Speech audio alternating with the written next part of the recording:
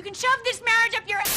Sex and the City, aging TV fossil that it is, did at least push boundaries in its time. But every now and then, it covered a topic so taboo for television that it's rarely been seen since. This is one of those episodes. So, throw on a poncho, kindly like and subscribe, and let's get soaked.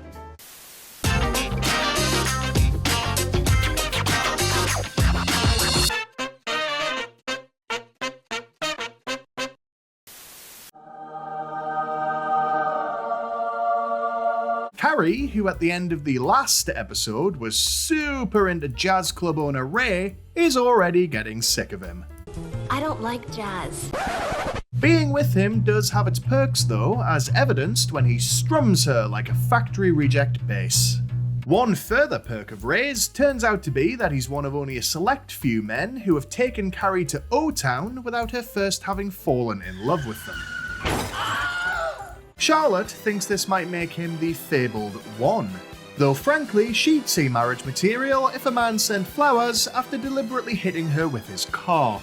Because Carrie could give a 3-day TED talk on self-sabotage, she decides that it isn't good enough that Ray blows her mind in bed. Despite the fact that she was openly irritated by his existence just days earlier, she reasons that they have to have a relationship as well in order for it to be legitimate. At this point, I wish she'd just get big to fill one of those Clone Willy kits and call it a day. After several more blown brain cells, as though she has them to spare, Carrie's next encounter with Ray is where the wheels come off. At his shockingly unsecure apartment, his erratic personality leads her to suspect that he has ADHD. Good to see that she's added psychologist to her resume alongside columnist and liar. What are you thinking? Where's this going? No, I'm not that girl. Although initially willing to overlook their inability to communicate so long as he continues to hoover her love rug, an impromptu morning musical performance forces her to end things between them. Which is a reasonable decision, I guess. Although I've woken up to significantly worse sights than a man plucking away at his banjo string.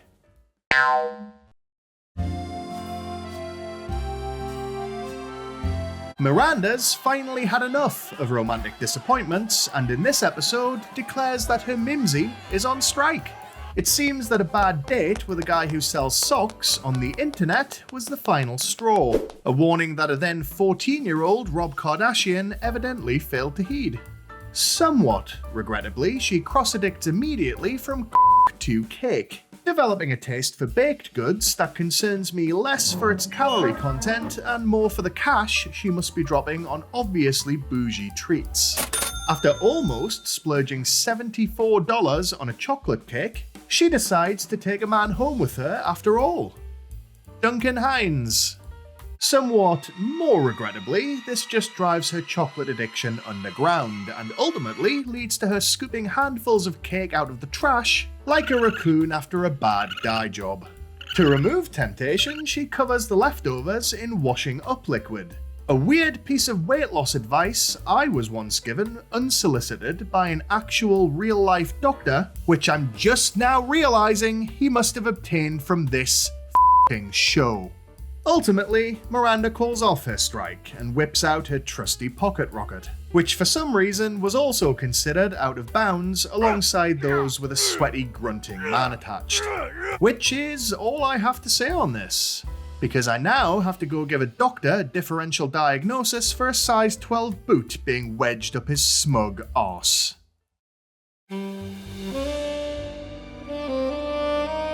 Samantha wastes no time whatsoever in announcing to her friends that she's in a relationship with artist Maria. While smarmily chill about it to her face, bombastic side eye, criminal offensive side eye. There's a couple of absolutely gross conversations between Carrie, Miranda, and Charlotte afterwards, where they make fun of her and decide for themselves what her current deal is. Now, I don't want to harp on this, but I'm gonna. Samantha's announcement that she's a trisexual I'm a trisexual. I'll try anything once. is conveniently forgotten by the other ladies, as they rush to accuse her of doing the whole thing to bug them and label Maria's apartment Casa de Lesbo. as opposed to any space the three of them share, which I hereby name Casa de Dickhead. Carrie's main concern, of course, is that she wanted to be the centre of attention for the evening. Sit one out, Bradshaw. Hindsight's a wonderful thing too, because who should be loudest in their judgment but Miranda, shouting about identifying as a fire hydrant and eating pussy. How the turntables. Anyway, Sam encounters a unique problem when she discovers that her near-limitless bedroom cheat codes do not work on other women. Lucky for her, Maria is a very willing teacher and decides to take her both under her wing and between her legs. Admittedly, hearing Samantha talk romantically about sex is mildly unsettling, like slowing down a JoJo Siwa video. Chilling.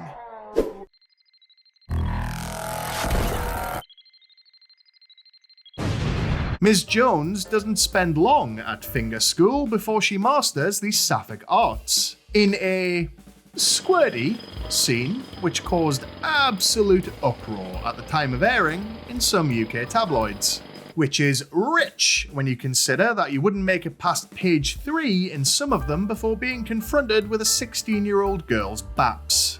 Mind you, Samantha's surprise at her downstairs dousing is a touch confusing. She might not have been at the business end before, but she strikes me as someone who would at least understand the mechanics before misting herself with them like violently unregulated perfume. Maybe, as is implied, she's simply never done it herself. Chalk up another categorical failure by New York's menfolk. Nevertheless, reclining in bed with a satisfied look on her freshly moisturized face, Sam remains the show's healthiest character both in and out of a relationship. Or at least she will be, after she gives her face a wash.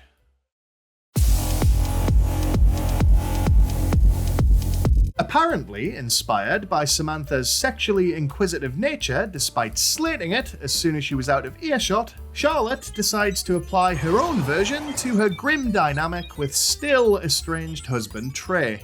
But this is Charlotte, so the brave new frontier she wants to explore is just missionary in bed. I mean, there's just a lot to unpack here. Right afterwards, they each damningly label their grim shufti not bad and almost mind-blowing. Charlotte measuring herself by Carrie's yardstick there, the unit for which is chaos. Then she's disappointed that after months of trying to solve the curious case of the dong in the nighttime, Trey doesn't immediately beg her to move back in.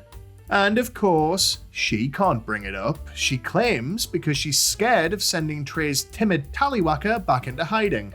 But let's be honest, she isn't asking because it doesn't fit her fantasy unless her newly rigid prince beseeches his princess to return to the castle. Like a gender-bent Rapunzel with something else being lowered from the tower instead of hair.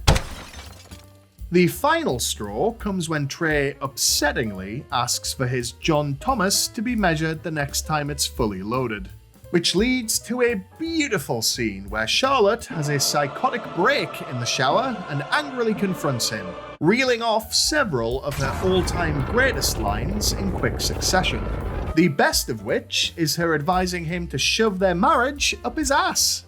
And knowing straight men, had that been on the table, Trey's problem might have been solved a bit earlier. Having finally found the level of obvious capable of breaking through Trey's thick skull, he shows up at Charlotte's apartment the next day to ask if she'll move back in. And she accepts, which at the very least means we can finally get this divorce show on the road. Only 8 episodes to go, folks!